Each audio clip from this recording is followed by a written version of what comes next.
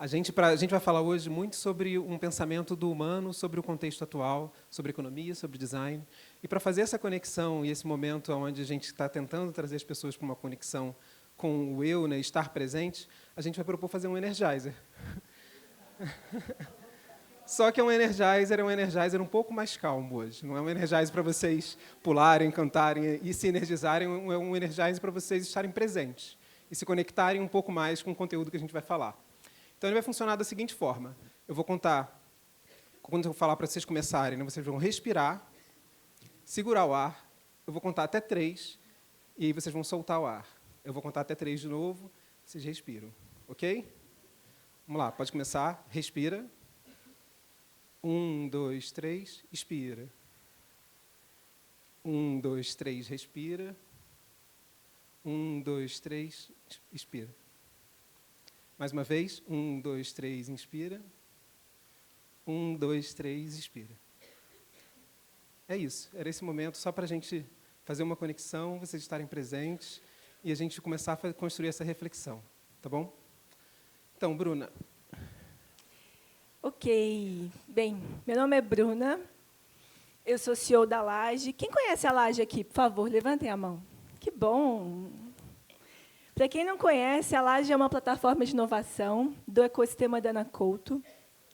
O nosso propósito é provocar vocês e a nós mesmos a todo tempo, né? Só que isso não basta, a gente precisa se potencializar. E, para isso, a gente tem ferramentas e constrói coisas, porque a gente acredita que, a partir da provocação e da potencialização de pessoas e de negócios, que a gente pode prosperar com esse mundo que está mudando muito rápido. O jeito que a gente encontrou de fazer isso foi contribuindo junto com as organizações na construção da estratégia de inovação delas, né, que perpassa negócios e cultura. E a gente abre as nossas casas no Rio e em São Paulo com cursos, com palestras, com workshops que estão conectados ao conteúdo e habilidades que a gente julga serem relevantes para operar nessa dinâmica de mundo que a gente vive. Então, essa é a Laje, essa sou eu. E você, Hugo? Conta um pouquinho. Obrigado, Bruna. Então, eu sou o Hugo, eu sou designer de formação. A gente vai ter uma apresentaçãozinha aqui que a gente vai falar um pouco sobre a nossa trajetória. Eu sou sócio-diretor executivo da AC e da Laje. Há pouco tempo eu comecei a fazer uma parceria com a Bruna para a gente construir de uma forma um pouco mais estruturada as nossas estratégias e os nossos frames de trabalho, como é que a gente ajuda, que a gente coopera nessa transformação que a gente está vivendo.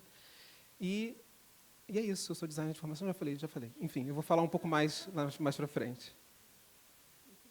E a nossa apresentação, a gente dividiu em 4 pedaços. O primeiro, ele fala sobre morrer, onde a gente vai falar sobre... muito interessante também, que quando a gente começou a discutir esse tema, a gente pensou em fazer... A gente propôs esse meio de repente, vamos fazer junto, Bruna, porque a gente já está trabalhando junto na Laje. Mas aí a gente começou agora, quando a gente foi desconstruir essa história, a gente começou a falar sobre economia e sobre design. E no pensamento da economia e do design, a gente acredita que tem uma morte, um certo tipo de morte nessas duas teorias, nessas 2 disciplinas.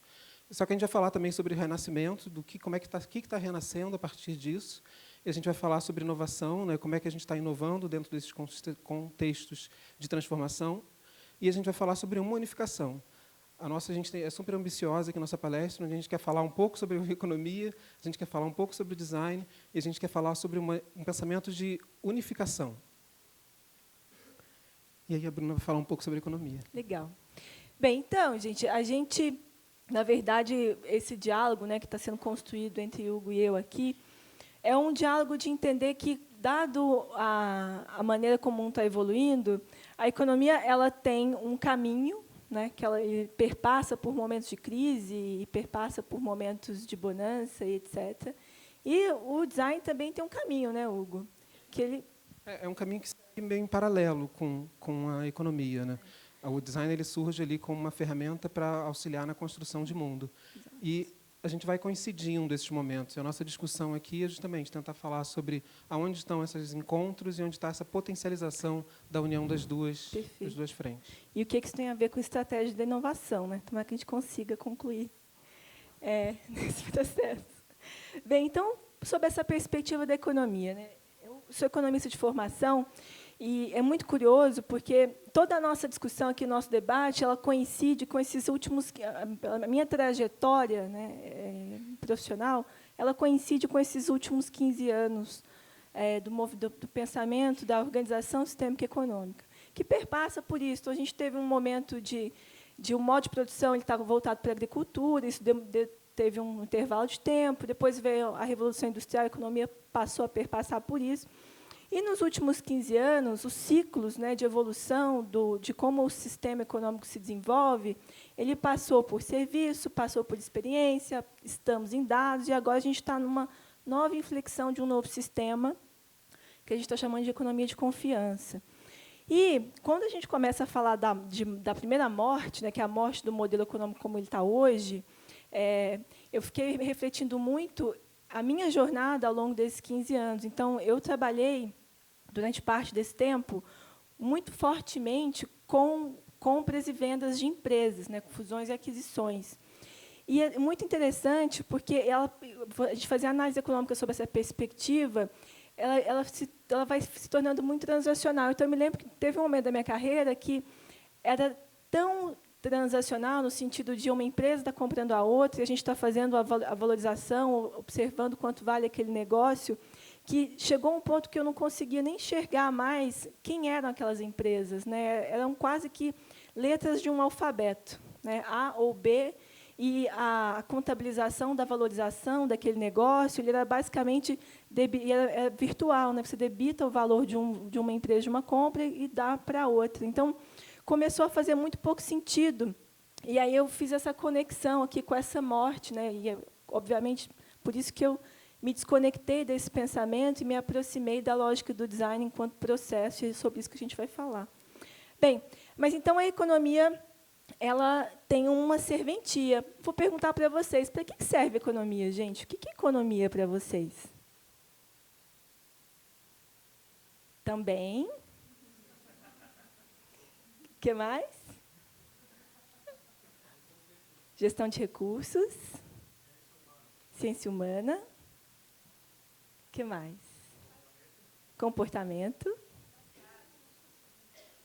Desenvolvimento social. Alguém falou alguma coisa aqui? Mercado. Isso. Bem, economia é uma ciência, sim, mas, basicamente, é um sistema que gerencia a geração de valor, o armazenamento desse valor e a captura desse valor. Então, são sistemas que vão observando como é que a gente está trocando e gerenciando valor, gerando valor ao longo do tempo. Só que o sistema, a gente está percebendo que o sistema atual de geração de valor ele está sendo colocado em prova por causa de um contexto que está muito complexo, né? Então, a gente observa um monte de coisa acontecendo. Então, população muito grande, consumo crescente, poluição, meio ambiente, turismo, conflitos étnicos, fundamentalismo, gap entre ricos e pobres, um monte de coisa, até passei aqui. E esse monte de coisa traz para a gente uma lógica de que a problematização está menos linearizada, e é por isso que está mais difícil de encontrar a solução para as coisas, né, Hugo? Então, o que a gente observa é que cada problema que a gente enfrenta hoje no nosso dia a dia, a gente não sabe exatamente nem, às vezes, de onde que ele surgiu, né, ou qual é a dimensão real desse problema. Ele sempre tem um aspecto que é muito específico, né? Ele sempre está inserido num ambiente de muita incerteza, e ele está sempre interconectado com um sistema como um todo. E as soluções, quando elas vêm, e a gente precisa pensar de forma cada vez mais ágil sobre elas nunca vêm, na nossa avaliação, de uma solução que é certa ou errada, né? No momento que a gente vive, é muito mais uma solução que é melhor ou pior, que se adapta ao cenário, do que qualquer outra coisa. E tudo isso, gente, porque a gente está inserido nesses sistemas, né, naturais nossos, que são sistemas que são complexos, que são adaptativos, e que, fundamentalmente, são incontroláveis e imprevisíveis. Então, dado esse cenário que a gente está vivendo, a lógica de geração de valor ela também precisa ser questionada, né? E a gente trouxe essa frase do Eco, que ele fala que o progresso não consiste necessariamente em ir sempre adiante a qualquer custo, né? E o que é esse qualquer custo? é esse modelo autônomo, econômico pautado pela separação, pela desconexão, né? Como que ele funciona? Então, esse é um modelo que a gente observa da exploração, da competição, da vantagem competitiva, por fim, da soma zero. O que é a soma zero? A soma zero é a lógica de que sempre para alguém ganhar, alguém precisa perder, né? É um modelo da maximização do quê? Da maximização de benefícios individuais em detrimento do todo, né? É um modelo de previsão e de controle. É um modelo de concentração. Então, a gente tem aqui, né, as 8 pessoas mais ricas do mundo, e até olhando um estudo recente, a gente estava observando que todas as transações financeiras realizadas entre países, né, correspondem hoje a mais ou menos umas 140 mil empresas fazendo isso. Dessas 140 mil empresas, 40% da riqueza que é transacionada com 147 empresas. Ou seja, eu tenho 147 mil empresas transacionando recursos, trocando valor no mundo, só que 40% desse valor é feito só entre 147 empresas. É muito concentrado, né? E isso começa a trazer para a gente uma... Aí vocês vão perguntar assim, Bruna, mas sempre foi assim, né? Gente, sim, sempre foi assim. A gente não está trazendo nenhuma novidade até o momento. O que está acontecendo, e a nossa reflexão tem sido muito em observar a exponencialização disso, né? Então, a gente está falando de organizações exponenciais, está falando de tecnologias exponenciais, mas será que a gente está olhando para a exponencialização da geração de valor de um modelo econômico pautado na separação e na desconexão? O que vocês acham? Acho que a reflexão sobre isso ainda está um pouco rasa, né?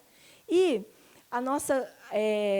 a gente ficou pensando sobre isso e observou que, há mais ou menos uns 100 anos atrás, a economia real ela começou a desconectar-se. Assim, a gente criou separar da economia financeira. O que isso significa? Significa que, para além da produção de recursos, de bens e serviços no nosso dia a dia, a gente começou a perceber que, se uma empresa ia bem, essa empresa poderia abrir o capital, a gente poderia investir nela, e aí começou -se a desenvolver uma nova economia, né, que é uma economia de geração de valor que está culminando nisso aqui hoje, né, nos unicórnios, essa corrida dos unicórnios, né.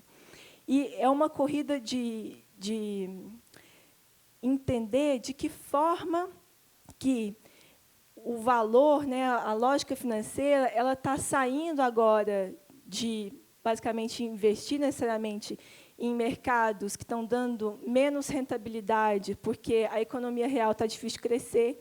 Imagino que os negócios onde vocês atuem estiverem crescendo 10%, 15%, está crescendo demais, né, gente? Assim, quem trabalha com bens e serviços, crescer 10% é muita coisa, né?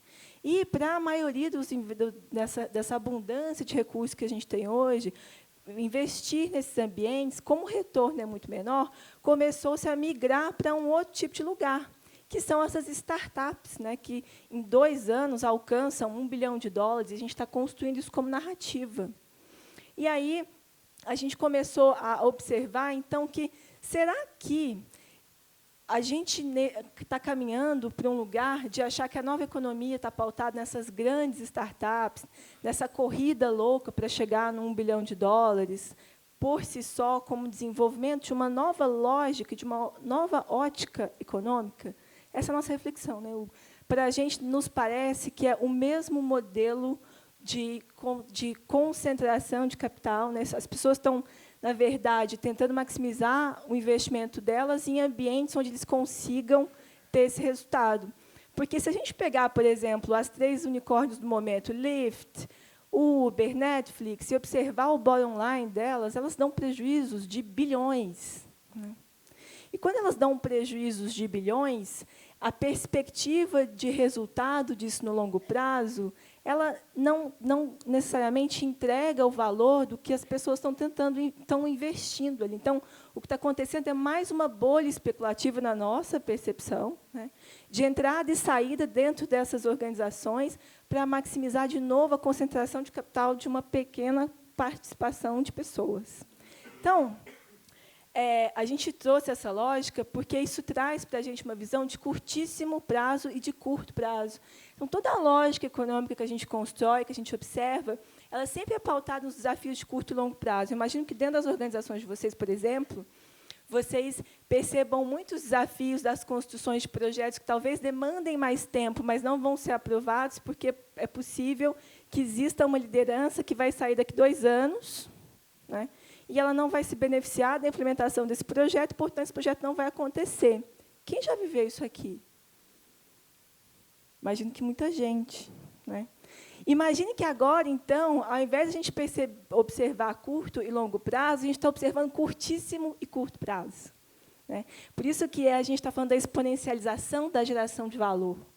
Isso significa que, pegando o exemplo de uma unicórnio brasileira que, em 2 anos, atingiu esse $1 bilhão e virou uma unicórnio, conversando com um amigo de fundo de investimento que investiu nessa empresa, inclusive, investiu há 2 anos, né, e aí agora ele já está saindo, porque é o curtíssimo prazo da construção de um negócio que já está valendo muito, mas que não está entregando valor na ponta para essa bolha especulativa do que está sendo construído. Então, isso traz para a gente o que a gente está chamando de hiperexpectativa. Isso vai estar conectado à visão de futuro, né, e à expectativa de futuro que a gente quer construir aqui com vocês. Tudo bem até agora, gente? Vai fazer sentido, prometo. Bem, tudo isso, então, para dizer que esse movimento, né, que a gente está vendo, na nossa percepção, né, Hugo, ele está ainda conectado a uma lógica econômica antiga. A gente só está usando ferramentas mais sofisticadas. E o nosso convite aqui é embarcar no raciocínio de uma nova ordem econômica que a gente está vendo emergir, que a gente quer muito surfar junto com vocês. Bem, então é isso, né? A economia está num Shark Tank, nesse formato, e a gente quer falar sobre coisas novas, mas parece que o design está enfrentando também mudanças, né? Então, aí a gente chegou nessa primeira visão, né? A economia, como a gente conhece, ela vai morrer. A gente está verificando, quer dizer, isso na nossa opinião, né, na nossa análise, tem um movimento econômico, de modelo econômico, que ele não se sustenta mais no tempo, né? A gente não consegue mais trabalhar tanto, ser tão mais produtivo assim, e aí estão surgindo as máquinas, enfim. É um questionamento que está em pauta, né, e que a gente achou interessante compartilhar com vocês. E aí eu estava pensando também sobre o ponto de vista do design. O design, que todos vocês estão vendo aqui, já devem ter visto várias palestras que falam sobre o design de várias coisas, né? O design nunca esteve tanto em voga.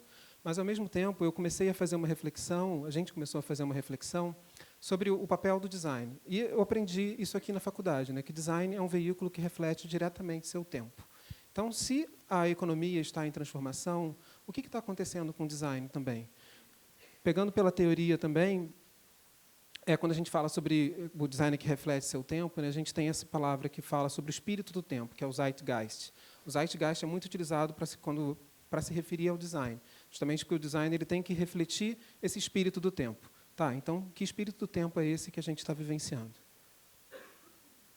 A gente encontra, pegando também, pensando nessa trajetória, quando a gente fala sobre design, a gente pensa primeiro, a primeira coisa que vem à cabeça é um objeto, algo tangível e perfeito e bem acabado, que eu sei que eu vou chegar ali e vai estar lá o objeto lindo para eu poder utilizar ele, para utilizar esse serviço que esse objeto quer me oferecer. Mas quando a gente pensa no design hoje, o design está cada vez falando mais de experiência. E tem uma mudança de shift aí, que a experiência ela tem um comportamento diferente, né? Quando no design a gente falava muito sobre forma e função que tem que andar juntos, aqui a gente estava trazendo a reflexão para falar de função que segue forma. Porque você pensa, tipo, os produtos e serviços que a gente consome hoje, eles são cada vez mais, eles são hiperpersonalizados. Então, não tem a lógica mais tanto... Continua existindo a lógica da cadeira, né? Mas quando o designer está atuando hoje, ele não está pensando com esse mesmo mindset de que eu tenho que fazer um produto perfeito com uma funcionalidade. Ele é um produto, um serviço que tem que ser perfeito para funcionar para mim, para você, para todos vocês, de uma forma diferente, e cada um utiliza de um jeito diferente no seu dia a dia, caminhando ali, utilizando o celular. Então, tem um comportamento do design diferente que o design tem que se debruçar e que está surgindo. para falar sobre isso, eu trago um paralelo aí com a minha trajetória profissional, porque esse pensamento que foi uma coisa que eu fiquei pensando enquanto a gente preparava essa palestra, que era o design da forma como eu estudei, da forma como eu trabalhei durante muitos anos, ele morreu. E ele morreu porque eu tinha essa relação, né? Eu comecei fazendo muito editorial, fiz muitas exposições que foram todas muito legais e tiveram muito significado para mim. Entrei para a Ana Couto e a gente até continua tangibilizando a estratégia, só que é um pensamento onde eu não estou mais atuando tanto, né? Um dos últimos projetos que eu atuei foi o Rio Galeão, como designer gráfico, né? Que eu era gerente de design gráfico da Ana Couto, e agora eu estou atuando nessa frente de negócio, dessa nova frente de negócio que a gente chama negócio, né? Que é onde a gente atua com experiências junto das empresas. A marca da CBF, que é uma marca que a gente lançou há pouco tempo, né? Continua existindo as formas de design trabalhar, só que eu já não estou mais atuando dentro dessa frente. A minha atuação ela está muito mais pautada para começar a fazer produtos que sejam digitais, ou também para começar a fazer um mapeamento de experiências. Então, o meu trabalho como designer ele começou a se dissolver dentro dessa história, né? O que é que eu estou entregando de tangível quando eu faço um mapa de experiência do usuário? Quem viu a palestra da Astrid e do Dani hoje aprendeu bastante sobre isso, a oficina, na verdade. E onde a gente trabalha muito com os nossos clientes hoje em dia, o mapeamento de experiências. E eu trago até uma reflexão aqui também, que isso é um pouco o dilema da inovação. Porque quando a gente está fazendo esse mapeamento, e a gente fala até sobre qualidade do design, quando você vê uma história dessa, não dá para saber se é um bom design isso ou se não é. O que isso diz para a gente, né? Então, o dilema aqui é que a gente aqui, num mapa como esse, a gente identifica todos os problemas e oportunidades dentro de uma jornada. Mas como é que ele se torna prático? Então, o trabalho da área de negócio na Ana Couto, ele tem muito essa visão de conseguir fazer esse mapeamento e depois atuar. Só que muitas vezes a gente vem até aqui. E o campo de atuação para a gente, ele acabou virando esse aqui, onde a gente está dentro de workshops, a gente atua junto com os nossos clientes para tentar construir algo que seja relevante para eles. É uma outra forma de trabalhar o design, mas aquele design que determinava um trabalho e podia mostrar para a mãe, lá, olha que legal que eu fiz, que bonito, isso não existe mais. Então, eu mesmo fiquei com essa sensação, o que eu estou deixando de fazer? O que eu estou deixando de construir como designer? Foi uma reflexão que eu comecei a fazer para mim, né, para a minha trajetória de designer, e que tem a ver com isso que a gente vê, né? Essa questão do produto, ele começa a perder uma relevância, tanto que a gente estava até refletindo, né, que as principais empresas do mundo, as mais valiosas, quase todas são de serviço. Você tem lá a Amazon, a Apple, que é uma empresa que produz produto, mas está tentando diversificar, construindo serviços, a Amazon, a Apple, o Google, enfim, o Google não tem poucos produtos também, enfim, essa tangibilização do design em si, do projeto como designer, ele está se dissolvendo e ele está indo para uma outra área. E aí o que eu vivencio hoje são mais esses workshops do que a tangibilização, a representação de algo. E aí por isso que eu falo, né, que eu estava pensando, né, que o design morreu. Então, esse design, esse tipo de design, esse modelo mental do design, só dentro ali da questão do produto, ele, de uma certa forma, morreu. Ele continua existindo, mas tem uma morte que acontece ali. E aí a gente vem para o pensamento do renascimento, do que está renascendo a partir disso, né?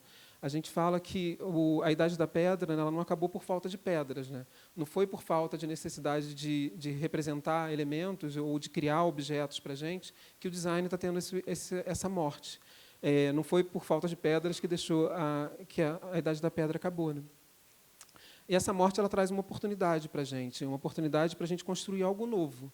Então, eu como designer, como é que eu vou me posicionar dentro dessa economia em transformação e dentro desse novo modelo mental que o design está trazendo para discutir? Então, a gente fala bastante também, a gente já discutia até em outras palestras que eu fiz, que lá em 1920 isso já era um pensamento. O design ele aparece quando ele se conecta com a economia, ele se torna relevante quando ele se conecta de forma mais forte com a economia, justamente fazendo a tradução disso, trazendo a tradução da economia, tangibilizando isso para o humano. E hoje isso está sendo convidado de novo. Designers, participem dessa transformação e tangibilizem o que é esse movimento econômico na conexão com o humano. Aí os contextos mudam, né, e mudam as projeções de futuro. Bom, aqui deu um problema de projeção, aqui no fundo tem uma imagem de Nova York, imagine que Nova York em 1880, uma coisa assim. Em torno de 1880, foi feita uma pergunta para alguns pensadores que moravam em Nova York, na época, do que seria o futuro de Nova York. E eles, olhando para a situação daquele momento, eles pensavam que Nova York vai deixar de existir. Não é viável uma cidade com tantas pessoas, com tantos cavalos na rua, não existiam os carros ainda, com tantos cavalos na rua, como é que a gente vai cuidar de todo esse cocô de cavalo espalhado pela cidade? Então, era inviável fazer isso. E aí, e hoje o que a gente vê, né, nessa mudança, né, por isso que a gente fala muito também que a estratégia de inovação ela tem que ser no dia a dia, né, é no agora, né, não é nem que no presente, é no agora, muito porque a gente tem que ir avaliando sempre o que está tendo esse contexto de transformação. Isso se reflete no design, isso se reflete na economia. Quer seguir? E aí, dadas essas mortes, né, a gente percebeu que existe um jeito de a gente construir coisas novas, que é a partir da inovação. O que é inovação para vocês, gente? Como guia. Também. Vamos lá. Sim. Perfeito. Perfeito. Mudança de cenário, necessidade. Traçar caminhos diferentes. Caminhos diferentes. Solução.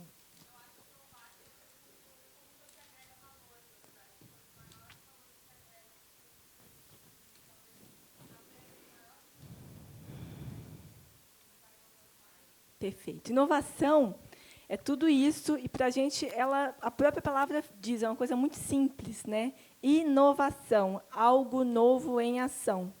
E esse algo novo em ação, gerando valor para alguém, representa algo positivo, algo que a gente está, de fato, fazendo para inovar. Então, a inovação é isso, né? A nossa capacidade de criar coisas novas, gerando valor sempre.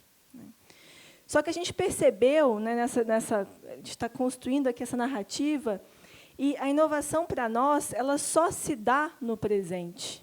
Então, de nada adianta toda a lógica de avaliação de futuro se a gente não está aqui fazendo as coisas no aqui e no agora. E a gente só faz as coisas no aqui e no agora se a gente estiver muito atento a quais são as necessidades reais que existem. Quais são os problemas que a gente pode resolver? Quais são os ganhos que a gente pode criar? É a partir desse olhar que é acurado e da escuta muito ativa que a gente consegue capturar isso e, aí, a partir disso, construir soluções. E isso, gente, só acontece aqui. Por isso que o Hugo convidou a gente para fazer essa energiase. Estejamos presentes, inteiros, aqui e agora, para entender como é que a gente pode construir isso. E é sempre uma narrativa. Assim como a gente, o ser humano é isso, né? Ele é o único ser consciente de sua própria narrativa. Então, tudo que a gente fez em toda a nossa história foi contar histórias. Concordam? Inclusive, a gente contou uma história que o jeito que a gente ia trocar valor, né, e isso é economia, seria pautado naquela visão que a gente acredita que está morrendo. Da mesma forma como o design tinha uma história que ela é contada da forma como o Hugo trouxe. E aí o nosso convite aqui agora é entender, então, já que são histórias, são narrativas que a gente conta a partir do que a gente vai observando, qual outra história a gente pode contar que esteja mais conectada a nos conectar, né, com os reais desafios que a gente está vivendo e construir uma realidade que seja mais abundante para todo mundo. E aí esse é o convite do que a gente quer desenhar. A gente quer desenhar, então, essa economia que é nova. E aí, para a gente desenhar essa economia nova, a gente pensou, então, que essa narrativa de geração de valor tem que ser um pouco diferente. Ela tem que ser menos maximizar, né, de poucos em detrimento de muitos, para uma narrativa mais conectada à colaboração. E a gente foi se inspirar na natureza para fazer isso, né? Quando a gente olha a natureza, a gente percebe que, e aí a gente se colocando dentro, somos seres naturais, porque a gente tem sempre essa lógica de tentar se distanciar, né? Quando a gente se observa como seres naturais, inseridos em um ecossistema, a gente observa que esse ecossistema ele é o que cria, é a base de toda a geração de valor, de toda a geração de riqueza que existe no mundo, né? Existe na vida, na nossa evolução.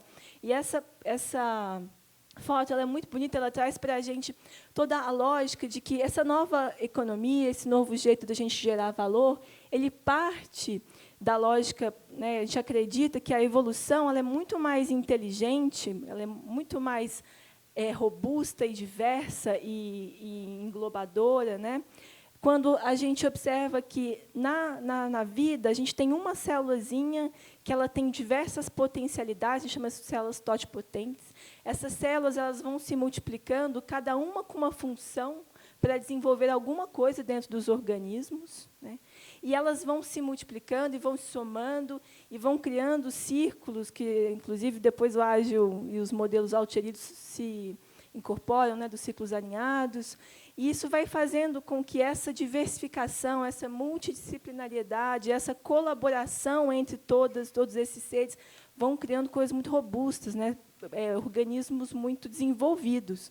E aí a gente pensou, então, essa economia nos parece que, para observar a dimensão social, observar a dimensão ecológica, e não só a dimensão econômica pautada nessa competição linear, ela deveria olhar para isso tudo.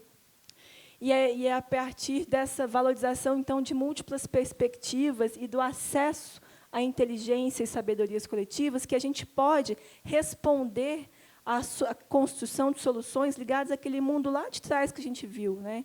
Que ele está volátil, que ele está incerto, que ele está complexo, que ele está ambíguo, está difícil de prever e controlar. Então, é muito difícil que um único padrão, um único jeito de pensar consiga responder a todas essas necessidades. Nada mais inteligente do que a gente pensar coletivamente para resolver e chegar a soluções boas para a gente, né? E aí é o que a gente chama de vantagem colaborativa. Aqui a gente não está pedindo para ninguém abraçar a árvore, não é nada disso, né?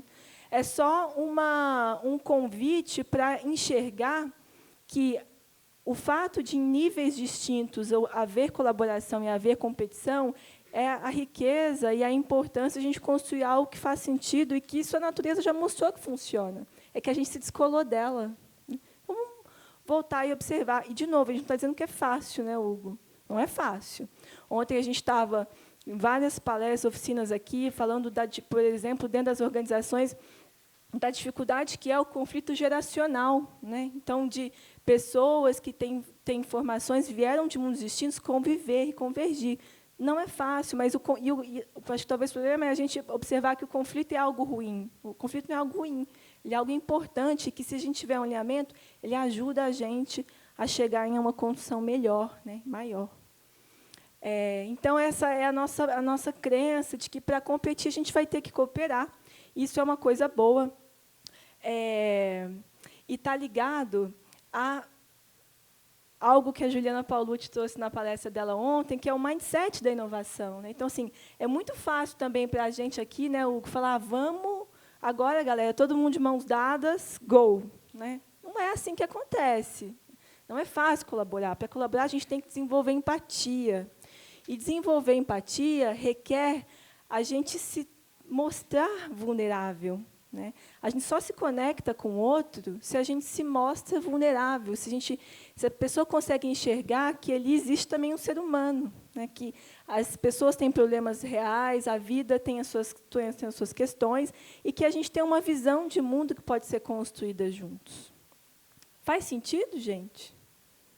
E aí, quando a gente observa que é possível construir juntos, se a gente consegue ver uma visão coletiva, etc., a gente vai saindo daquela lógica da escassez, da competição acirrada, e a gente começa a desbloquear o que a gente chama de abundância compartilhada, porque a soma dos resultados eles vão se exponencializando, né? Eles não vão ficando sempre referentes a um protagonismo individual. E o mais legal disso tudo, gente, é saber a compreensão de que isso faz com que isso nada mais é do que a gente agir em favor do nosso próprio interesse. Então, não é uma anulação, né? Ao contrário, é que eu percebo que, ao construir junto, eu estou fazendo com que eu me desenvolva mais, meu negócio cresça mais, e a gente consiga ir além. Bem, nesse objetivo de ganha-ganha-ganha, que é funcionários felizes, sócios felizes, clientes felizes, que, afinal de contas, é para isso que a gente vive, né? A gente quer ser feliz. Bem, para encerrar, então, essa nova lógica, a gente trouxe aqui uma frase de um físico muito legal, que é o Fritjof Capra. Ele fala o seguinte: a evolução não é vista como uma luta competitiva pela existência, mas sim como uma dança cooperativa em que a criatividade, o surgimento constante de novidades são as forças motrizes. Ou seja, a inovação, né, colocar coisas novas em ação a todo momento, é o que é a força motriz da evolução, da transformação dos negócios. Bem, e aí, essa nova narrativa não é a narrativa da desconexão ou da separação, é a narrativa da interexistência. E aí tem um novo design aparecendo, né, Hugo? Aí também tem um pensamento do novo design.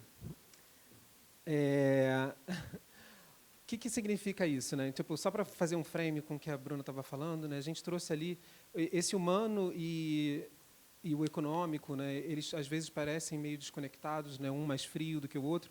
E eu, como designer, eu só fico super interessado no assunto, né, até porque eu acho que tem a ver com o meu objeto de trabalho hoje, né, como é que eu me posiciono, meu trabalho como designer dentro desse cenário econômico. E a gente trouxe vários artistas ali, porque os artistas eles fazem isso muito bem, né? Então tinham vários artistas ali que ilustravam as frases da Bruna, justamente porque eles estão discutindo isso. Cada um do seu jeito, falando, questionando a máquina, o que a gente está usando a máquina, para que a gente está, o que isso significam os refugiados, o que significa até um contexto de ópera hoje em dia, né, que tem uma imagem ali que era de uma ópera. Enfim, essas várias narrativas que existem, como é que a gente se conecta com elas, e como é que a gente avalia elas. E aí, olhando de novo para o design, né, então o cenário do design agora ele tem a ver mais com isso, né, tipo, é o Big Data, é a análise e a decisão. O pensamento projetual do designer ele tem que atuar dentro desse cenário, onde a gente tem algo que é desestruturado e complexo, a gente tem que dar algum tipo de análise, né, e colocar algum racional sobre ele para conseguir chegar a uma decisão. Então, eu achei essa imagem interessante porque ela exemplificava bem como é que a gente está agindo hoje como designer. Aí eu trago só para embasar um pouco do pensamento do John Maeda. O John Maeda é um designer muito interessante, que ele faz um estudo já há 5 anos sobre o design no contemporâneo, o design no mundo. E ele divide o design em 3 frentes. O design clássico, que é esse que continua existindo, pensando as cadeiras incríveis e as marcas incríveis que a gente vê por aí, que a gente tem até esse modelo atuando dentro da Ana Couto, lógico. O design thinking e o design computacional. Como ele fala muito dessa geração, desse movimento hoje como um movimento computacional, onde tudo está sendo digitalizado e como o designer atua aí dentro. E o interessante e o que eu acho que é relevante dentro do meu ponto de vista é que o designer computacional, muitas vezes ele tem que ter essas 2 habilidades. Ele tem que ter o pensamento do design thinking para conseguir agir de uma forma conseguir trazer metodologia e trabalhar co-criativamente. E, ao mesmo tempo, ele tem que ter uma visão de design clássico também, de como é que ele tangibiliza aquilo para ficar muito claro, como é que eu transformo um dado em algo relevante para as pessoas. E aí tem algumas frases, né, tipo, a gente não está mais desenhando mais formas de entendermos a tecnologia, mas sim formas da tecnologia nos entender. E aí aqui eu trago até o John Maeda, ele vai lançar um livro agora em novembro, onde ele fala How to Speak Machine. Como é que a gente vai falar essa linguagem? Isso porque a nova fronteira do design, né, ele começa a ficar ainda mais complexo, que é a fronteira onde o design vai ter que atuar nessa relação de computador a computador. Como é que vão ser essas conversações entre computadores? Isso é falando já bem de um pensamento que já começa a acontecer e como é que o design se posiciona aí. Mas o modelo mental ele tem que mudar, né? Então a gente não tem mais capacidade, não dá mais para a gente ficar projetando sistemas, né? Porque os humanos se adaptem aos sistemas. A gente tem que passar a projetar os sistemas que se adaptem aos humanos. A gente não tem que mudar mais a nossa forma de ser, a nossa forma de pensar, e isso conecta muito com o pensamento da ecologia, né? Ecologia de uma forma mais ampla, né? Onde o humano também faz parte dessa ecologia, desse ecossistema, justamente porque a gente tem que fazer com que com esses mecanismos novos que a gente está criando, eles se conectem com a gente, não a gente se modificar para conectar com eles. E aí surge o pensamento da nova estratégia, Bruna. Pois é, então a gente essa jornada foi entendendo essas mortes de modelos, né, renascimentos de outros modelos, e agora a gente precisa saber como é que a gente navega nisso, né, gente? Porque aqui também a gente não está para falar só sobre, de uma forma macro, o que está acontecendo. Nosso papel aqui é entender como é que a gente navega e como é que a gente ajuda os nossos clientes a navegarem e a construírem esse mundo junto com a gente. E aí então, esse novo modelo mental e essa nova economia, ela requer uma nova estratégia, um novo pensamento estratégico, e que ele tem que ser profundamente simples. E, de novo, a gente olhou para a natureza, né? Então, até olhando aqui, a gente observa a natureza e constrói coisas. E aí a gente observou que a física ela observa, estuda as ciências naturais de duas formas, né? A quântica, muito no micro, olhando o invisível, e a teoria geral da relatividade, muito macro, olhando o Big Bang, como é que essa explosão desencadeou toda essa nossa história. E aí a gente pensou, bom, se os físicos estão tentando criar uma teoria unificadora entre a mecânica quântica e a teoria da relatividade, o Hugo e eu falou assim, vamos criar uma teoria também. Vamos criar uma teoria. Não, né? Por que não? É o why not mindset, né? Por que a gente não pode criar uma teoria unificadora? Não, mas, na verdade, os cientistas não conseguem criar essa teoria unificadora. Então, mas a gente conseguiu. Não. Brincadeira, gente. Não, mas assim, foi só uma inspiração para algo que, na verdade, a gente já está fazendo, né? É muito interessante, porque o mundo que a gente atua, ele é tão experimental de fato, e a gente, na Laje na Culta, a gente está tão conectado a entender qual é a dor do nosso cliente, construir a solução com ele, que a gente vai construindo depois que a gente reflete o que a gente está fazendo e vai teorizando, né? Então, esse resultado dessa teorização. Então, a gente fez uma unificação, e aí eu te pergunto, Hugo, como seria, então, uma teoria unificadora do ponto de vista dos negócios? Então, o que a gente trabalhou? Cadê o controle? Então, eu comecei a trabalhar com a Bruna, foi no início desse ano, a gente juntou a operação, né, de como é que eu poderia trabalhar junto com a Laje para ajudar na construção de inovação e de cultura. Oi? Já. E a gente começou a refletir sobre o que tinha de impacto, né? Até de um pensamento mais pessoal mesmo. Ela é economista e eu designer. Eu falando de implementação de projetos, né? Eu como designer pensando muito ali, o que é o tangível que eu vou fazer para o meu cliente, como é que eu identifico o problema e gero um tangível. E a Bruna trazendo um pensamento de inovação que refletia sobre as pessoas, que era um pouco a visão da Laje. E aí, quando a gente foi começar a discutir sobre isso, a gente falou, vamos fazer, então, a teoria unificadora da estratégia de inovação. A gente ficou um tempo tentando chegar num nome que fosse um pouco mais marqueteiro, mas a gente ainda não chegou, mas a gente vai conseguir. Mas é uma teoria que unifica. A gente começou a refletir exatamente sobre isso. O que unifica essa história, né? Se a ciência está falando lá de macro e micro, o que tem isso a ver com a gente, né? O design ele tem a ver com o micro, né, de uma certa forma. Lógico que ele vê o macro. Mas a ciência também tem a micro, mas também tem uma visão de macro, do todo. E a gente começou a tentar discutir essa história. E aí foi essa estratégia de inovação, né, como estratégia de negócio. Isso. Hugo, deixa eu até fazer uma pergunta aqui para vocês. Isso veio muito de uma dor, né, de a gente estar nos nossos clientes, etc., e a angústia de enxergar que as iniciativas de inovação elas são sempre muito estanques, elas são sempre muito compartimentadas e muito individualizadas. E eu pergunto para vocês, nas organizações que vocês trabalham, vocês veem dessa forma? Sim. Levanta a mão quem vê dessa forma. Bacana. Bastante gente, né? Porque, de fato, assim, a gente vê, inclusive, iniciativas que são as mesmas dentro de áreas diferentes, né? Tem gente rodando o mesmo projeto em áreas diferentes. E aí a gente veio muito numa lógica de, se a gente está querendo, de fato, seus negócios precisam se transformar para continuar crescendo, né? Então, a gente precisa, primeiro, construir uma estratégia de inovação, e a estratégia ela tem que ser unificadora. E como que a gente faz isso, Hugo? E aí a gente chegou nesse desenho. A gente estava querendo justamente formalizar o nosso pensamento de estratégia de inovação que fosse, de alguma forma, unificadora. E a gente parte do princípio que ela é no agora, né? Como a Bruna falou, a inovação ele é um verbo no presente contínuo, né? Então, a gente está sempre fazendo, e é sempre o agora. O presente é sempre o que a gente está vivendo agora. Então, como é que a gente pensa em inovação para o agora e sempre, né? Ele continua pensando isso.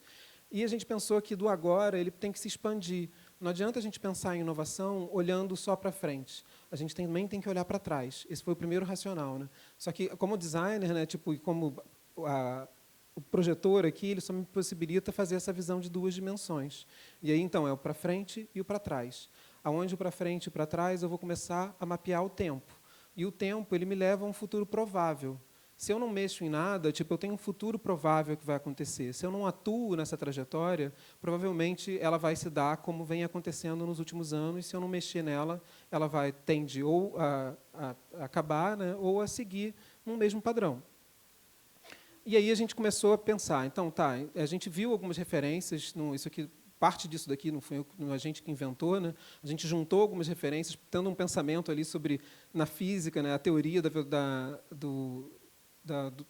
velocidade da luz, né, que a luz virou partícula e começou a sofrer a ação da gravidade. Então, a luz e a gravidade começaram a inspirar a gente num desenho dessa história. E tem o tempo, né, que é o passar do tempo, e tem a probabilidade das coisas, do caminho ser seguido. E se você está falando sobre estratégias de inovação, lógico que a gente tem que trazer o pensamento de tendência, olhar para o passado, né, para ver o que teve de importante, né. Então, a gente até falando, hoje em dia, a palestra do Danilo Cid, que vai ser agora às 5, ele vai falar muito sobre a trajetória dos últimos 100 anos, que aconteceu nesses últimos 100 anos, e tem coisas que a gente vê que aconteceram no passado que indicam que vão acontecer de novo. Então, os ciclos que a gente fala, né, da economia, os ciclos da história, eles dá para a gente olhar, quando a gente olha para o passado, e pensar um pouco o futuro. Só que aí, quando a gente olha o futuro, a gente tenta entender da mesma forma, né? Tipo, de como é que a gente tenta entender esses cenários futuros e colocar peso neles, trazer qual é a gravidade que ele vai exercer sobre a minha estratégia de inovação. Enfim, aí a gente faz mapeamento de entendimento sobre essa estratégia, trazendo as diferentes forças que vão estar no futuro, mas sempre prestando atenção no agora.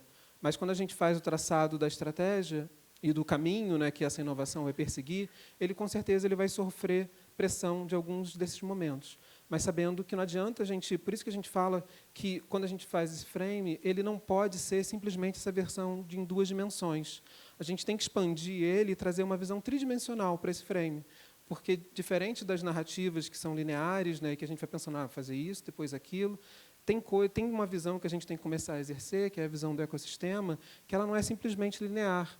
Ela está de diferentes formas. Então, você tem que trazer a visão do macro, mas juntar com a visão do micro. Então, no pensamento de visão, né, ele é para frente, para trás e para os lados. É o 360, de fato. É a visão de ecossistema, né? É a visão de ecossistema, de como é que a gente se mantém no agora fazendo essa visão. Então, é o macro para o micro, é a organização e o indivíduo, é o modelo de negócio e a cultura organizacional. Quando a gente quando a gente teve essa visão, né, de que a gente estava justamente fazendo esse tipo de coisa, a gente pensou, gente, isso é a teoria unificadora, né, do que a gente estava discutindo da física, isso aqui é o que a gente pode trazer como racional e como pensamento para discutir com vocês e refletir com vocês se faz sentido, né, porque assim a gente está pensando não só no indivíduo, mas também na organização, Exato. porque não adianta desconectar um do outro, não é uma anarquia, né, não é um abraçar-árvore, é conectar as duas forças para a gente conseguir, de fato, prosperar, né, e crescer de um jeito com outros conceitos, né? Isso. E é justamente quando a gente observa a lógica colaborativa nisso, né, que a gente tem uma visão ecossistêmica de como que essa organização ela compete em algum nível com outras organizações, ela também coopera para resolver, por exemplo, questões específicas de pontos de dor, de jornadas de usuários naquela questão. Então, talvez é muito mais inteligente, até pegando aqui o nosso exemplo, né, Hugo, a gente cria produtos simbióticos entre os nossos negócios. O que isso significa? Significa que, em muitos clientes que a gente vai juntos, porque é muito mais interessante a gente otimizar os nossos esforços, né, e os dois para lá, os dois para cá, e juntos nessa construção, do que a gente querer fazer a mesma coisa. A competição ela passa a não ser inteligente sobre esse aspecto. Ao contrário, ela faz com que a gente entre naquele mindset da escassez e a gente perca velocidade no nosso crescimento. E isso vale para dentro das organizações também. Como é que é o ecossistema, como o ecossistema interno, aquela visão micro de indivíduos da cultura, ela se dá a partir de uma forma de trabalho mais centralizada, a partir de um mindset que está ligado à colaboração e tudo que a gente falou aqui, né, e habilidades que vão nos ajudando a fomentar todo esse processo. Isso. E aí a gente chega nessa lógica, que já chegando aqui ao final da nossa apresentação, que é observar, então, que essa nova narrativa, né, essa nova narrativa econômica está ligada à simbiose entre a vantagem colaborativa, né, ela requer um pensamento estratégico, ele está sempre ongoing, ele é no presente, a partir, então, dessa observação e dessa construção de valor dentro do ecossistema que a gente atua para a evolução. só que a partir do modelo mental que o design traz, que é justamente o foco nas necessidades do agora, né? E foi que a gente, quando começou a discutir sobre isso, né, a gente ficava com uma certa dúvida, mas como assim, economia e design junto, isso funciona? E a gente começou a discutir se existia uma interseção, se não existia uma interseção. E aí, justamente, aí a gente, quando foi desconstruindo a nossa narrativa, né, a gente foi vendo que tem uma interseção ali. A gente consegue andar junto nessa história. A gente consegue pensar sobre a economia como simbiose e regeneração, e a gente consegue trazer o design como modelo mental justamente para conectar isso. E aí faz sentido a estratégia, ela como esse fio condutor, mas é um pensamento estratégico que está sempre orientando, e dentro daquele frame que a gente estava discutindo, né, de como é que esse pensamento estratégico do agora e da visão de futuro, como é que ele pode ajudar nessa transformação. Isso. E a inovação perpassa tudo isso, porque, afinal de contas, é essa geração de coisas novas, gerando valor a todo momento, é que guia esse pensamento estratégico. E é isso, né, que eu estava falando. Né? Economia e design, elas precisam caminhar de mão dadas, né, para contribuir com a evolução da humanidade. E aí, aqui, para a gente começar a fechar e abrir para vocês perguntarem, a gente traz o recap, né, tipo, do que a gente está falando nessa história. Né? O que significa? A gente está falando de morrer, né, que é a morte de algo, pode ser o surgimento de algo novo e melhor. Né? Que renascer está ligado a um cenário de mudança, e é nesse cenário a gente pode criar o novo e ser um ator dessa transformação. E a inovação, né, não é pontual, é uma articulação estratégica em um presente contínuo, né, que é como a gente estava falando lá no desenho do frame. Isso. E aí, por fim, a unificação, gente, disso tudo, que é a visão de que ecossistemas, né, micro e macro, que vão coexistindo, é a base para toda a construção de valor do que a gente acredita. E aí, a gente, pensando muito em narrativas, né, a gente achou que existe um jeito de narrar coisas que é muito delicado e que é muito conectado com essa humanidade que a gente precisa para construir toda essa nova economia pautada nesse modelo mental, que é a poesia. E a nossa estrategista de conteúdo, a Adriana Kimura. Adriana, fala oi para a galera. Que está ali, que, inclusive, construiu essa apresentação com a gente. Trabalhou bastante com a gente nessa apresentação. Obrigada, Adriana. Ela sugeriu, pensou esse poema, e a gente vai recitar esse poema aqui, espero que faça sentido, que é um poema do Fernando Pessoa, né, do heterônimo do Alberto Caeiro, e ele fala o seguinte, ele fala, para além da curva da estrada.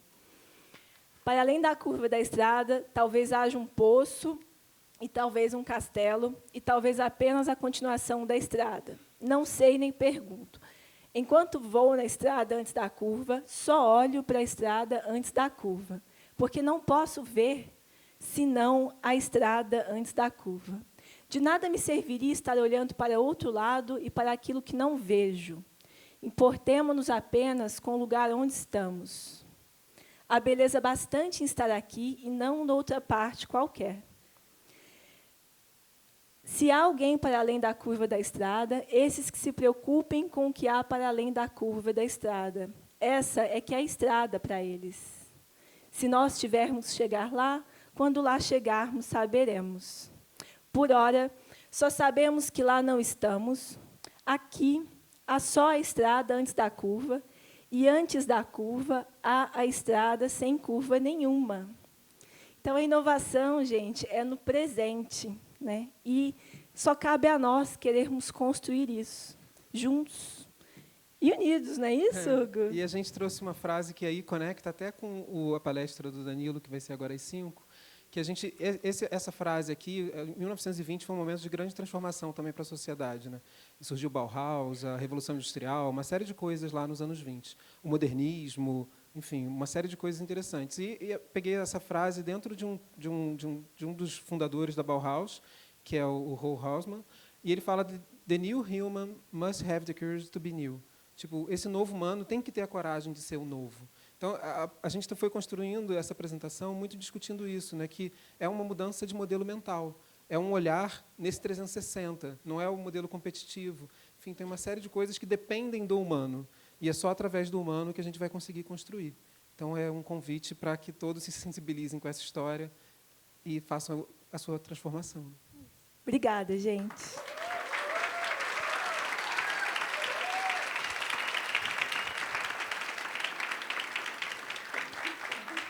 Eu acho que a gente tem um tempinho, se alguém quiser fazer uma pergunta. Não? Perguntas, só levantar a mão que tem microfone.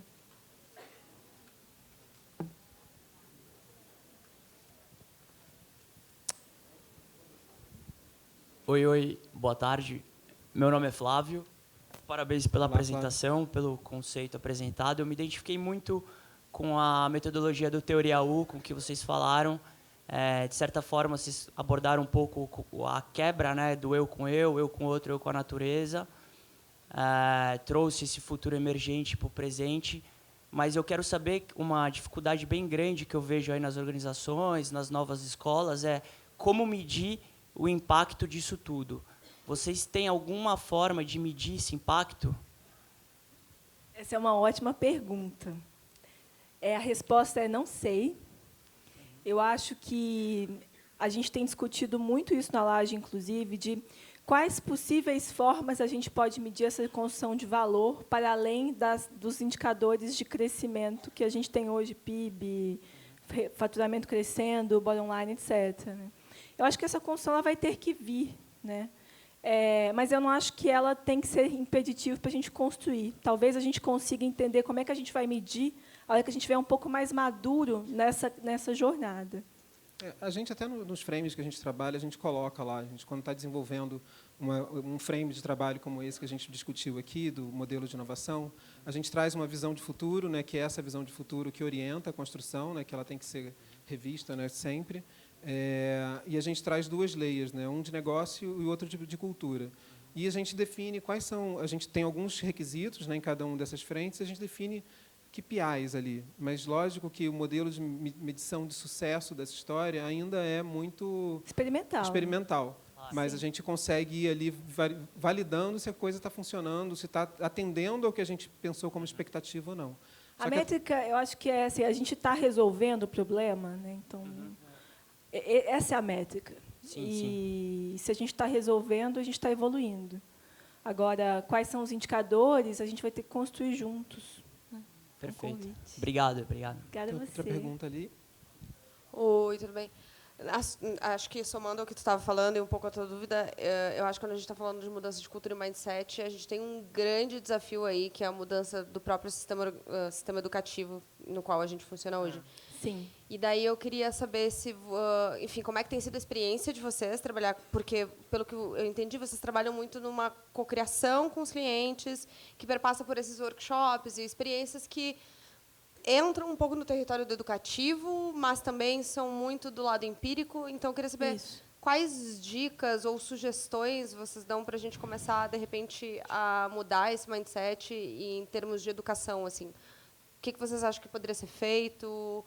E daí eu não estou falando só de educação, sistema educacional infantil, infanto-juvenil, mas enquanto sociedade. A gente opera com aprendizado aplicado, que é justamente o que você disse, que eu acho que aprender fazendo é um jeito muito bom de aprender, né? E aprender fazendo a partir, de fato, necessidades que são identificadas como reais. Então, na nossa assim, até a Laje mesmo, ela abre a casa dela para a gente dar cursos e desenvolver essa construção de habilidades que a gente acha que são relevantes, essa capacidade de se divergir, convergir para a constituição de coisas, de problematizar antes de ver a solução, né? Mas aí eu acho que a gente entra numa discussão que também ela é muito talvez um pouco mais profunda do ponto de vista do Brasil, por exemplo, né? A gente está até falando. Aqui a gente vive numa bolha, né, gente? Então, a gente está discutindo educação dentro dessa bolha aqui, mas existe um outro layer que a gente precisa entrar, endereçar, e que talvez não necessariamente esteja conectado com o que a gente está fazendo aqui, né, Hugo? Justamente. Tipo, os modelos educacionais, o que a gente vem aplicando muito é isso, né? Como é que a gente trabalha junto. A gente tenta sempre levar o conhecimento para discutir com o cliente, para se construir. Não é simplesmente chegar lá, colocar uma ferramenta e vamos lá, gente, vamos cocriar. É um pouco mais complexo do que isso. Mas, pensando em sociedade, sim, a gente está passando por momentos muito difíceis em termos de educação. Sem tentar polemizar a história, né, mas está sendo discutido o modelo de educação, o país, enfim, está em recessão, estão tendo cortes de verba para todos os lados, nas áreas de educação do Senai, de todo o Sistema S, de todas as universidades. E que modelo é esse que a gente vai construir? O que nos cabe, a mim e a Bruna, é, dentro dessa bolha aqui, compartilhar um pouco desse pensamento de cooperação, né, e de interação, e de interconexão, para ver se a gente, como organismo, né, consegue fazer algum tipo de transformação, que é um pouco do convite, né, que a gente está falando. Né? A gente tem que se colocar como atuante nessa história, senão a gente não vai conseguir fazer as transformações que a gente está vendo que o mundo está passando, e a gente, como país, né, e como economia inserida dentro dessa estrutura, está patinando, né, está ficando para trás. Enfim, mais alguém?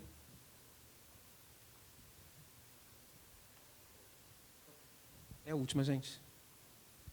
Na verdade, meu nome é Andréia. Eu queria fazer jogar uma reflexão, porque eu acho que vocês trouxeram logo no início uma coisa que eu recentemente estive com uma Fesoli, um pensador francês, e que ele trouxe a questão do Zeitgeist muito para dizer que o quanto essa sensibilidade para o inconsciente coletivo traz a gente em dinâmicas de tanto de política, economia, direciona a gente e basta a gente ter um pouco da sensibilidade, né? E é muito legal quando você falou do design, que às vezes a gente pensar em ciências que pensam muito as dinâmicas que a gente tem que tratar e direcionar o universo, o mundo, para pensar, às vezes também trazer para algo tão funcional quanto o design, quando eu digo funcional, porque a gente também tangibiliza em produto ou em plataforma, e, na verdade, são grandes sentimentos que a gente tem mais que escutar, né? A gente acha que hoje está ouvindo menos. Então, quando a gente... Porque o Zeitgeist a gente só consegue perceber se a gente é muito mais sensível a percebê-lo, né? Então, eu achei muito legal essa união de uma pessoa que pensa tão macro quanto um antropólogo sociólogo, que está ali pensando em questões muito maiores, né, do que a gente, às vezes, falar de um produto, mas também o quanto que a gente pode, às vezes, solucionar ou tornar as coisas mais leves por meio de um consumo que é pensado por isso. Né?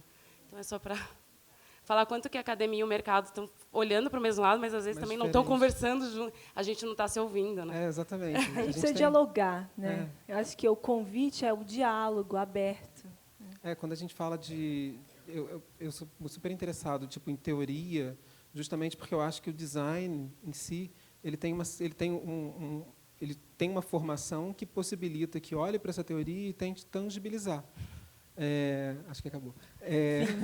Que tente tangibilizar. Então, quanto mais a gente consegue conectar, né, diferentes áreas de conhecimento, ou a gente acessar as empresas, né, por isso que é importante trazer as pessoas, né, porque não sou eu ali que tenho uma resposta para como você vai trabalhar, como é que você vai se organizar. Eu posso trazer conhecimento, posso discutir o que está sendo feito, eu posso falar sobre os Zeitgeist, mas eu não sei qual é a resposta. Então, vamos construir junto? É sempre esse convite. Então, todo o trabalho que a gente faz, ele tem esse convite. Muitas vezes esse é convite bem recebido, às vezes a gente tem mais dificuldade, mas é sempre dentro desse convite. A vulnerabilidade, que é o que a Bruna falou também, a vulnerabilidade ela tem que, se é um bom designer, né, a vulnerabilidade é natural do designer, porque quando você pensa, eu tenho que criar uma cadeira ou criar algo que represente um conceito, sou eu ali me colocando. Eu, como criador, pessoa que estou pensando, recebi uma informação e vou traduzir visualmente para todo mundo ver e criticar. Nossa, eu estou ali pelado na frente das pessoas, mostrando uma coisa. Então, isso é interessante do pensamento do design, né? De como é que a gente consegue se conectar. E a empatia vem muito a isso, aí traz a empatia. Então, é muito assunto interessante, enfim, que a gente poderia ficar falando mais um tempo aqui, mas a gente tem que fechar. Obrigada, gente! Obrigado.